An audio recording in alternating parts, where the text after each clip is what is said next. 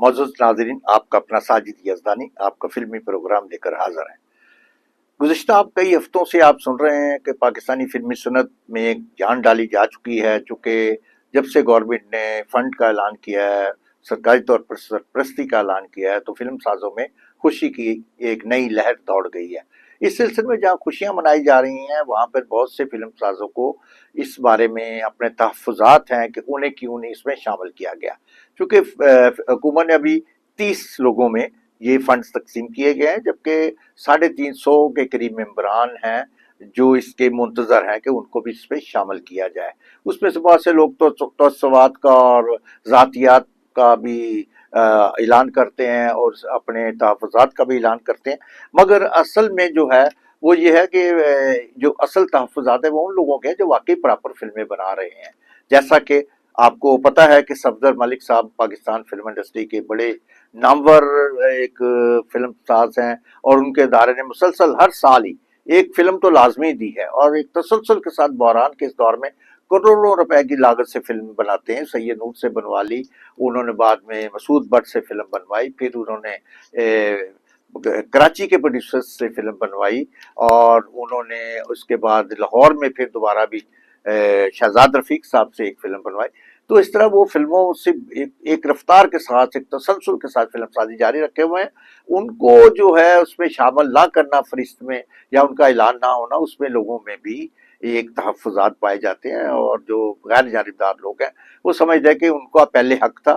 سب سے پہلے ایسے لوگوں کو دیا جانا چاہیے فنڈ جو واقعی پراپر فلم سازی کرتے ہیں، اور جو گزشتہ کئی برس سے مسلسل فلمیں بنائے چلے جا رہے ہیں۔ جیسے کہ ندیم چیمہ کو بھی اعتراض ہے کہ انہیں نہیں ملا، انہوں نے بھی مسلسل جو اس بحرانی دور میں 2-3 فلمیں جو ریلیز کی ہیں وہ بنائی ہیں، اور فلم انڈسٹری کو ایک تازہ خون مہیا کیا ہے، ان کا بھی حق بنتا ظاہر ہے۔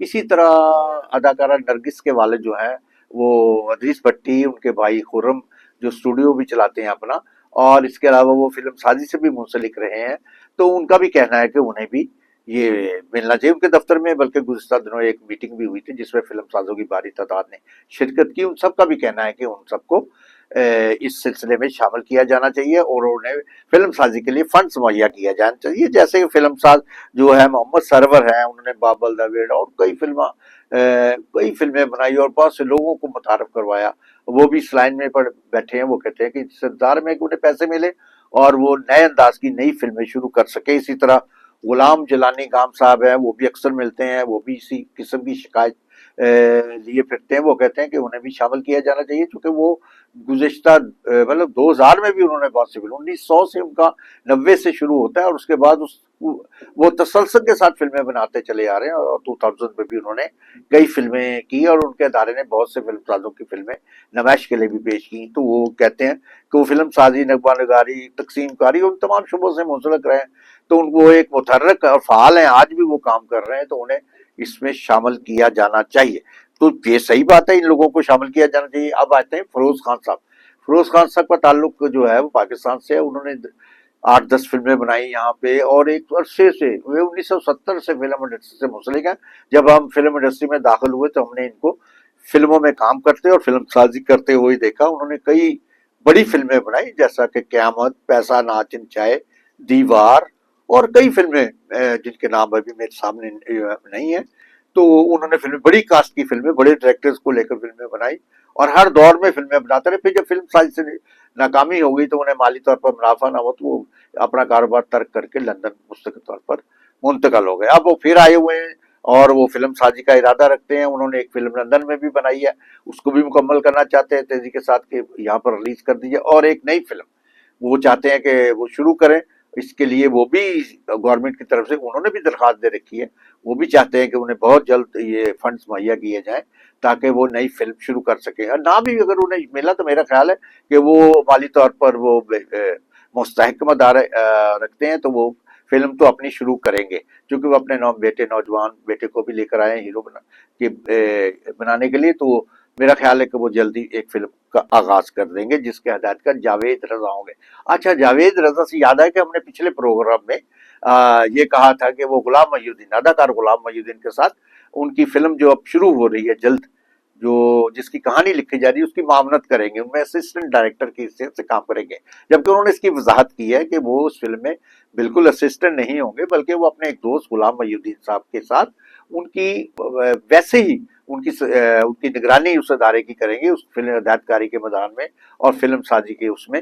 चूंकि गुलाम मोहिउद्दीन अदाकार हैं और बड़े अच्छे अदाकार हैं, माजी में उन्होंने बेशुमार फिल्म बनाई है, लेकिन फिल्म साजी, हिदायतकारी और इस किस्म का दूसरा तजर्बा तो उन्हें हासिल नहीं है कि जिसे देखकर हम कही जा सके कि वो एक अच्छी फिल्म प्रोड्यूस करेंगे। लेकिन जब उनके साथ एक अच्छी टीम होगी, अच्छी टीम जुड़ी होगी और फिर उनका गुलाम मोहिउद्दीन का अपना एक जाती तजर्बा ऐसा होगा, तो फिल्म बेहतर अंदाज में बनेगी। और इस सिलसिले में उन्हें जावेद रजा का तो तावन मुकम्मल हाजिर होगा, लेकिन वो कहते हैं मैंने टाइटल के तौर पर एसोसिएट नहीं, बल्कि एसोसिएट के तौर पर उन्होंने अनवर अजीज का नाम दिया है और मुख्तार भी उनके साथ काम करेंगे। लेकिन वो कहते हैं मैं वैसे पसे पर्दा रहकर उनके साथ मामनत करूंगा और उनके काम आऊंगा, उनकी फिल्म साजी और हिदायतकारी के सिलसिले में उनके साथ तावन मेरा जारी रहेगा। तो इस फिल्म पर भी कहानी लिखी जा रही है। नासिरुद्दीन साहब डिफेंस के एक होटल में बैठकर कहानी लिख रहे हैं, जहाँ पर गुलाम मोहिउद्दीन साहब रोजाना उनके साथ मुलाकात होती है और सीनों पर मुख्तलिफ तबादला ख्याल होता है, जिसमें जावेद रजा साहब भी हिस्सा लेते हैं। जावेद रजा साहब चूंकि खुद अपनी फिल्म भी शुरू करने वाले हैं, जिसकी जो फिल्म साज फिरोज खान की फिल्म होगी, तो उसके लिए भी वो अलग से फिल्म की कहानी लिखवा रहे हैं। तो नासिरुद्दीन साहब भी चूंकि बड़े इस वक्त मसरूफ हो रहे हैं, इसके साथ साथ फिल्म साज और हदायतकार मुसन्नफ सैयद नूर साहब ने चूड़ियां 2 बनाने का ऐलान कर दिया और सिलसिले में उन्होंने कागजी तैयारियां मुकम्मल कर ली हैं। वो जल्द ही इस फिल्म को सेट की जीनत बना देंगे। तो पता तो चलता है कि जैसे कि नाम से जाहिर है कि चूड़ियां का पार्ट 2 होगा, तो पार्ट 2 में चूड़ियां में साइमा तो यकीनन उसमें मरकजी किरदार अदा करेंगे, लेकिन बाकी कास्ट भी वो अभी ज़ेरे गौर है। उसमें मुझे लगता है कि नया हीरो और नई कास्ट भी वो लेंगे। तो सैयद नूर साहब बड़े मसरूफ हैं, उसको वो मसूद भट्ट के लिए भी एक कहानी लिख रहे हैं। हदायत का मसूद भट्ट वो इस दफा नई फिल्म की कहानी सैयद नूर से लिखवा रहे हैं। आजकल वो तकरीबन रोज जाते हैं उनके स्टूडियो में, वो बैठकर तबादला ख्याल करते हैं और कहानी तकमील के आखिरी मराहल में। इसी तरह सफदर मलिक साहब की फिल्म भी, जिसकी हिदायत मसूद भट्ट दे रहे हैं, उसकी कहानी खलीलुर रहमान कमर लिख रहे हैं और खलीलुर रहमान कमर उसके कई सेशन उनके साथ कर चुके हैं और वो उस सिलसिले में बेहद मसरूफ है। तो वो अपने अंदाज में काम करते हैं, इसलिए वहाँ भी वो नहायत तरतीब के साथ काम का सिलसिला जारी है। मसूद भट्ट बड़े मुतमईन है कि उनकी दोनों कहानियां बड़े एहसन अंदाज से लिखी जा रही हैं। तो इसी तरह शहजाद रफीक साहब अपनी फिल्म हीर रांझा का जल्द आगाज करने वाले हैं, इसके लिए वो कास्ट फाइनल कर रहे हैं और आजकल वो कराची और लाहौर के अदाकारों का जायजा ले रहे हैं, उनके सेशन देख रहे हैं और उनसे बातचीत कर रहे हैं। और इस तरह वो फिल्म, उसके गाने भी रिकॉर्ड हो चुके हैं, तो वो फिल्म भी जल्द ही सेट की जीनत बन जाएगी। और जबकि शान भी जो बेहद मुतमईन है कि उनकी आने वाली फिल्म जो कामयाबी से हमकिनार होगी, उन्हें यकीन है कि जिस तरह बुल्ला चली है उसी तरह उनकी साइको भी ईद पर रिलीज की जाएगी, तो वो भी कामयाबी से हमकिनार होगी। तो उससे भी उम्मीद है कि वो भी जल्द ही फिल्म साजी के मैदान में वो एक नए जज्बे के साथ आ जाएंगे। इस तरह हमें नजर आ रहा है कि फिल्मी सनत में एक नई रूह फूंकी जा रही है और नए लोग और पुराने लोग मिलकर इसको बहरान से निकालने की कोशिश कर रहे हैं। क्योंकि हुकूमत वक्त की तरफ से फिल्म साजी की सरपरस्ती की जा रही है, तो उन्हें यकीन हो चला है कि मजीद भी हुकूमत इस तरह का तावन जारी रखेगी। अगर वो तावन मिलता है या नहीं मिलता, लेकिन अगर 5, 6, 10 फिल्में शुरू हो गई लाहौर में, तो फिर आप यकीन कर लें कि फिल्मी सनत का बहरान दूर हो जाएगा। इनको देखकर दूसरे फिल्म साज जो आराम से बैठे हुए घरों में सोच रहे हैं कि कब ये कारोबार बहाल होगा, तो वो भी इस बहाली के अमल में हिस्सा लेने के लिए मैदान में आ जाएंगे। क्योंकि काम जब शुरू हो जाता तो फिर ही लोग आते। फिल्मी सनत में यही देखने में आया कि जब फिल्में बहुत ज्यादा बना करती थी तो देखा देखी लोग फिल्में शुरू किया करते थे। अब भी लोग रुके हुए हैं कि फिल्म चूंकि बन नहीं रही, तो उसको नुकसान का सौदा समझकर वो लोग रुके हुए हैं। मेरा ख्याल है सरमायादार सोचता है कि जब कारोबार बहाल हो जाए, मेला लग जाए, तो फिर वो हिस्सा ले।